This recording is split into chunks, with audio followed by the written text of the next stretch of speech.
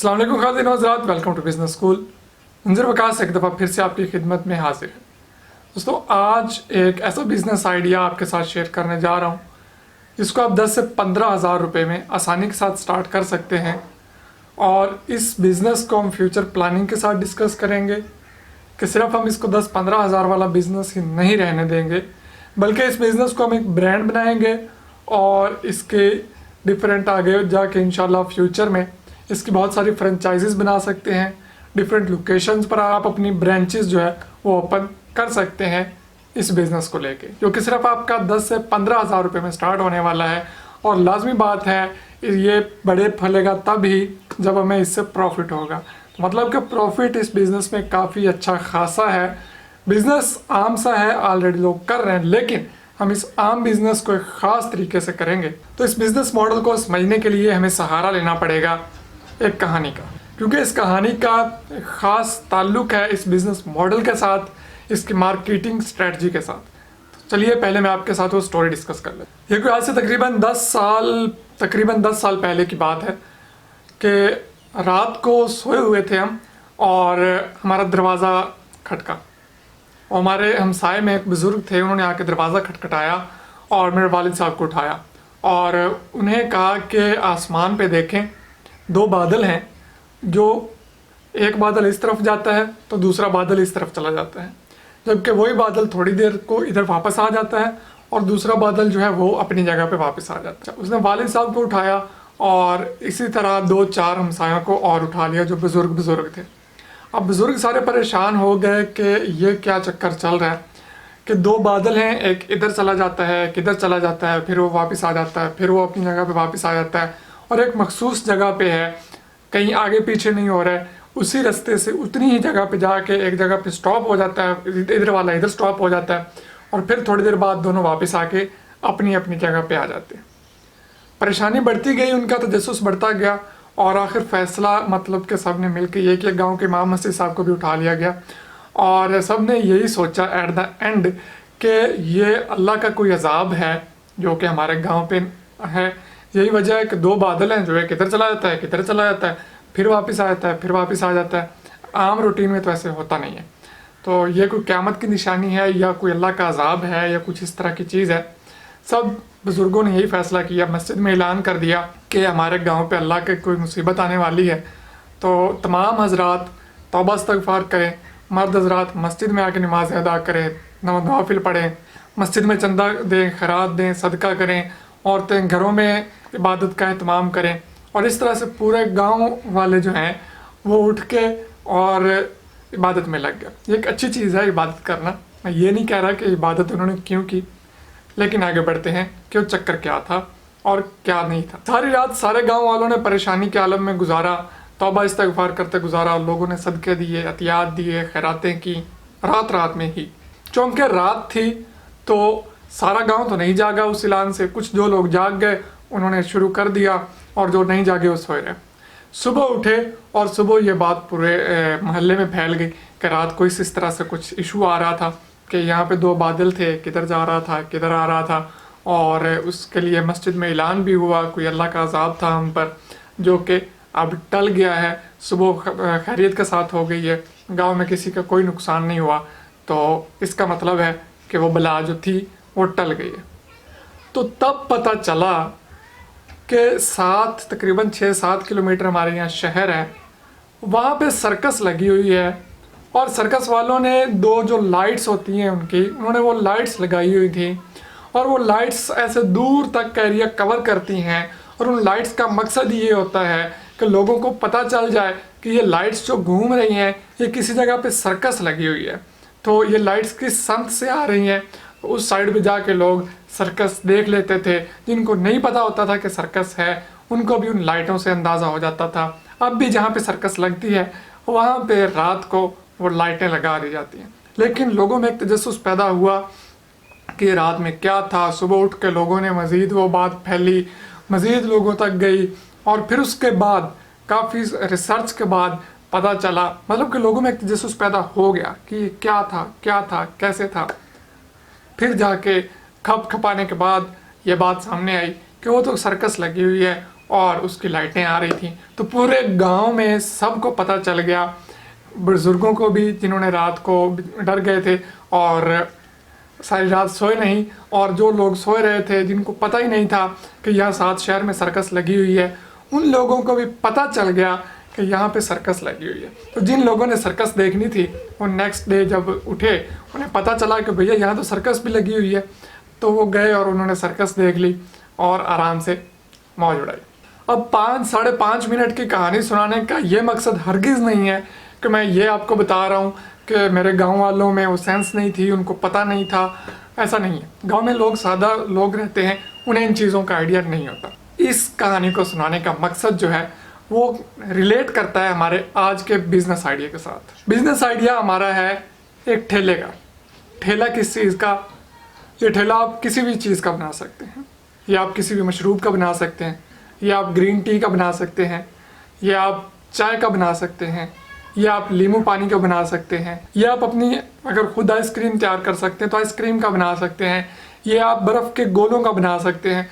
कोई भी चीज़, जो चीज़ भी आप बना सकते हैं उस चीज़ पे इस बिज़नेस प्लान को हम लागू करेंगे। मोस्टली लोग कहेंगे कि ये तो एक आम से बिज़नेस है, मार्केट में ऑलरेडी सैकड़ों रेहड़ियाँ, सैकड़ों ठेले रुलते फिर रहे हैं, बेचारे सुबह से शाम तक बैठ के 300-400 रुपये दिहाड़ी कमा के घर जाते हैं। तो ये आप इतना इसको हाई फाई शुरू में किस तरह से बता रहे थे, ये इतना बड़ा बिजनेस कैसे हो सकता है? तो हम यहाँ पे बात करेंगे, सिर्फ किसी एक चीज़ को लेकर बात कर लेते हैं। सपोज हम बात कर लेते हैं, अभी गर्मी चल रही है तो हम नींबू पानी की ही बात कर लेते हैं, शिकंजवी की बात कर लेते हैं, या कोई भी मशरूब, किसी भी किस्म का मशरूब गर्मियों के हिसाब से हम बात कर लेते हैं, वो आप सेल करना चाहते हैं मार्केट में बैठ के, तो आप एक अलग अंदाज से किस तरह से करेंगे? यहाँ पे दो अलग चीज़ें, दो अलग सिनेरियोज होंगे। सबसे पहले हम एक पे बात करते हैं जो ऑलरेडी मार्केट में ठेला रेडी मौजूद है।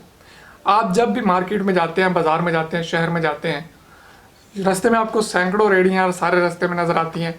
किसी के पास ऑरेंज जूस है, किसी के पास गन्ने का रस है, किसी के पास लेमन सोडा है, किसी के पास नींबू पानी है, किसी मतलब शिकंजवी है, किसी के पास किसी किस्म का मशरूब है, किसी के पास इमली आलू बुखारे का शरबत है। लेकिन जहाँ तक आपकी कोशिश होती है, मैं अपनी बात करूँ तो जहाँ तक मेरी कोशिश होती है वो यही होती है कि इनसे मैं मशरूब लेकर ना पीऊँ, बल्कि नेक्स्ट जाके कहीं बेकरी वगैरह से जो पैक्ड जूसेस होते हैं वो ख़रीद के पी लूँ। हालांकि ये एक ताज़ा चीज़ है, वो पैक्ड है, उसमें केमिकल्स वगैरह भी हैं, लेकिन क्योंकि हम देख रहे हैं उनकी रेट पे सफाई नहीं है, मक्खियाँ उड़ रही हैं। जो बंदा उधर बैठा सेल कर रहा है वो पता नहीं 3 दिनों से नहाया भी है या नहीं नहाया, उधर उसको पसीने छूट रहे हैं, कपड़े उसने मैले पहने हुए हैं, और किसी ऐसे ही पॉइंट पे जहाँ से गाड़ियाँ गुजर रही हैं उनके धुएँ उधर ऐसे ही पड़ रहे हैं, बर्तन नंगे पड़े हैं, और वो बंदा उधर बैठा है जनाब आराम से एक फट्टा लगा के। लेकिन हम उस चीज़ को इस तरीके से लेकर नहीं चलेंगे। हम इसी रिसर्च का फ़ायदा उठाएंगे, हम इसी चीज़ का फ़ायदा उठाएंगे कि उनसे लोग क्यों नहीं पीते, हम क्यों नहीं पीते उनसे लेकर, हम उनको छोड़ कर नेक्स्ट किसी बेकरी पे पैक्ड जूस क्यों ख़रीद कर पी लेते हैं।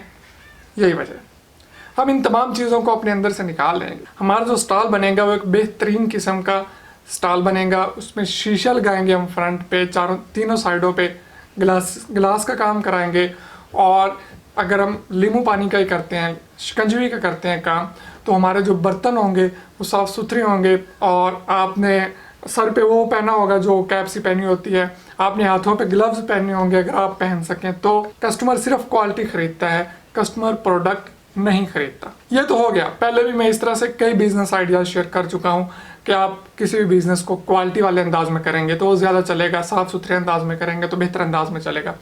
लेकिन जो मैंने आपको 5-5.5 मिनट आपके लिए हैं, आपको एक कहानी सुनाई है, उस कहानी का इस बिज़नेस के साथ क्या लिंक है, तो उस कहानी का हम इस बिज़नेस के साथ लिंक करते हैं। पाकिस्तान में भी आजकल एक काफ़ी ट्रेंड चल पड़ा है। अक्सर जो बड़े बड़े प्लाजा होते हैं, बड़ी बड़ी मार्केट्स होती हैं, बड़े बड़े शॉप्स होती हैं, उनके बाहर अक्सर आपको कार्टून्स देखने को मिलते हैं, पैराशूट टाइप के बने होते हैं, जैसा कि मोटू पतलू हो गया या जोकर हो गया, वो शॉप के बाहर खड़ा होता है, इतना बड़ा होता है कि शॉप से भी उसका कद ऊपर जा रहा होता है।